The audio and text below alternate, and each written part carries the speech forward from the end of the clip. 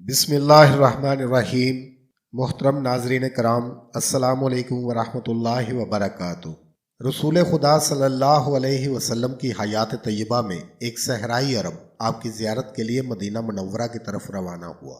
راستے میں دیکھا کہ ایک کبوتری نے بچے دیے ہوئے تھے۔ اس نے کبوتری کے بچے اٹھا لیے اور دل میں کہا یہ بچے حضرت صلی اللہ علیہ وسلم کی خدمت میں بطور تحفہ پیش کروں گا۔ جب کبوتری نے اپنے بچے ایک انسان کے ہاتھ میں دیکھے تو وہ بڑی مضطرب ہوئی اور اس کے سر پر چکر کاٹنے لگی۔ وہ شخص مدینہ پہنچا اور مسجد نبوی میں گیا، حضرت کی زیارت کا شرف حاصل کیا اور کبوتری کے بچے آپ کی نظر کیے۔ کبوتری نے جیسے ہی اپنے بچوں کو دیکھا تو وہ تیزی سے زمین پر اتری اور بچوں کے گرد چکر لگانے لگی۔ پھر وہ اڑی اور کچھ دیر بعد واپس آئی تو اس کی چونچ میں غذا تھی جسے اس نے بچوں کے سامنے ڈالا اور اڑ گئی۔ پھر کچھ دیر بعد دوبارہ آئی اور اپنے بچوں کے سامنے غذا ڈالی۔ اس منظر کو رسول اکرم صلی اللہ علیہ وسلم اور دوسرے تمام صحابہ کرام نے دیکھا۔ رسول اکرم نے اپنے صحابہ سے فرمایا کہ تم نے دیکھا کبوتری کو اپنے بچوں سے کتنی محبت ہے؟ صحابہ نے کہا بے شک یا رسول اللہ، آج ہم نے ماں کی ممتا کا ایک عجیب پہلو دیکھا ہے۔ حضرت صلی اللہ علیہ وسلم نے فرمایا مجھے اس ذات کی قسم جس کے قبضہ قدرت میں میری جان ہے اور جس نے مجھے برحق نبی بنا کر مبعوث کیا ہے، تم نے ممتا کی جو شفقت دیکھی ہے، اللہ اس کی نسبت ہزاروں گنا زیادہ اپنے بندوں پر مہربان ہے۔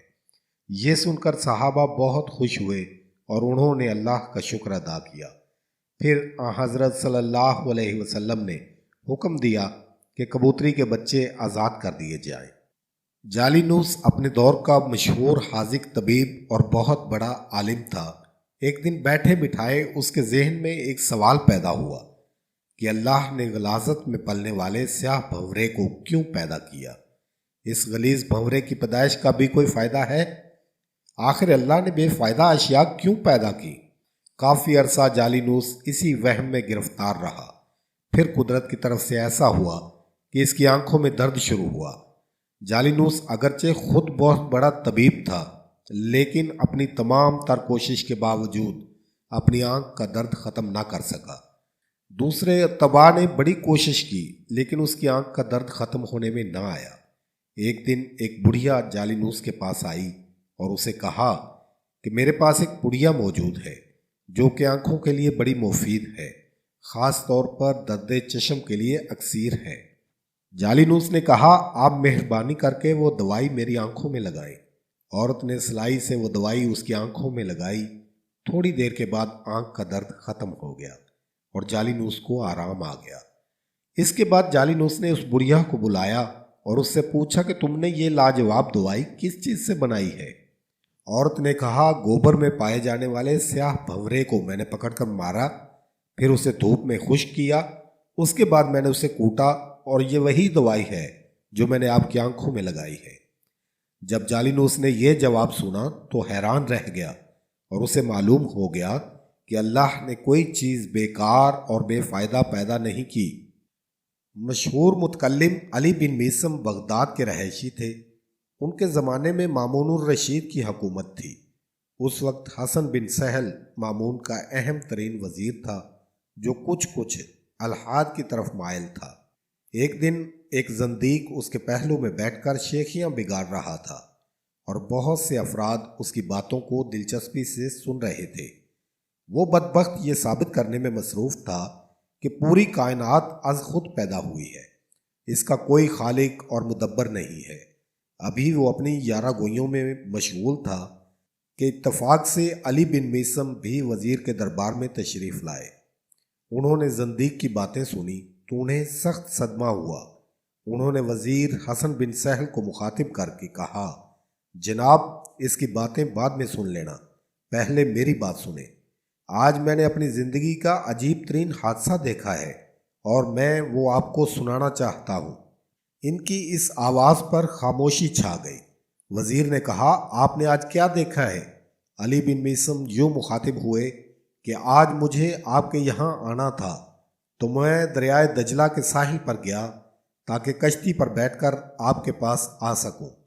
मैंने देखा कि एक कश्ती किसी मल्लाह के बगैर चलती हुई दजला के किनारे आकर लगी। लोग उस पर सवार हुए। फिर कश्ती मुसाफिरों को लेकर दरिया में चल पड़ी। कश्ती में बैठे हुए मुसाफिरों ने मुख्तलिफ घाटों पर उतरना था। कश्ती हर एक घाट पर गई और मुसाफिर अपने अपने घाट पर उतरते गए। फिर आखिर में उसने मुझे आपके महल के सामने आकर उतारा। इसके बाद आपके पास चला आया। जंदीक ने जब यह सुना तो उसने चीख कर कहा, वजीर साहब, इस शख्स की बातें सुनना वक़्त ज़ाया करने के मुतरादिफ है। ये तो मुझे अहमक इंसान मालूम होता है। इसमें अक्ल फ़हम नाम की कोई शय नहीं है।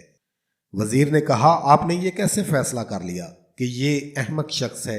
जंदीक ने कहा, जनाब, इससे बढ़कर और क्या हिमाकत हो सकती है कि एक कश्ती मल्लाह के बगैर खुद ब खुद चलकर घाट पर आए और मुसाफिरों को उठाकर मुख्तलिफ घाटों पर उतारे, जबकि हम सब जानते हैं कि कश्ती लकड़ी से बनी हुई होती है और जमादात की एक शक्ल है। इसमें ना तो रूह है और ना अकल और ना ही एहसास है। आखिर एक कश्ती से ये तवक्को कैसे की जा सकती है कि वो खुद ब खुद सफ़र करे और मुसाफिरों को उनकी मंजिल मकसूद पर उतारे? अली बिन मिसम ने फरमाया, वजीर साहब, अहमक मैं नहीं, ये खुद है। अगर एक कश्ती मल्लाह के बगैर सफ़र नहीं कर सकती तो खुदारा मुझे बताया जाए कि ज़मीन, सूरज, चांद, सितारे भी तो जमादात हैं, उनमें भी रूह नहीं है। वो लाखों सालों से किसी मुदब्बर के बगैर अपने अपने मदार में कैसे गर्दिश कर रहे हैं और वो अपने मदार से क्यों नहीं हटते और वो मुसलसल लगी बंदी हरकत क्यों कर रहे हैं, जबकि कश्ती तो मल्लाह के बगैर नहीं चल सकती। आखिर ये कायनात का निज़ाम किसी मुहर्रक और मुदब्बर के बगैर कैसे चल सकता है? अली बिन मीसम की इस तकरीर से जंदीक के हाथों के तोते उड़ गए। वो सख्त शर्मिंदा हुआ और शर्मिंदगी की वजह से गर्दन झुका ली। फिर खामोशी से उठकर वहाँ से चला गया। उम्मीद करता हूँ कि आपको आज की ये वीडियो अच्छी लगी होगी। अगर आपको वीडियो अच्छी लगी है तो वीडियो को लाइक करें और मज़ीद इस तरह की वीडियो देखने के लिए हमारा चैनल बैरहम लाइफ सब्सक्राइब कर लें। तो दोस्तों, इसके साथ ही आपसे इजाज़त चाहूँगा। इंशाअल्लाह अगली वीडियो में मुलाकात होगी। तब तक के लिए अल्लाह आपका हामी व नासिर हो।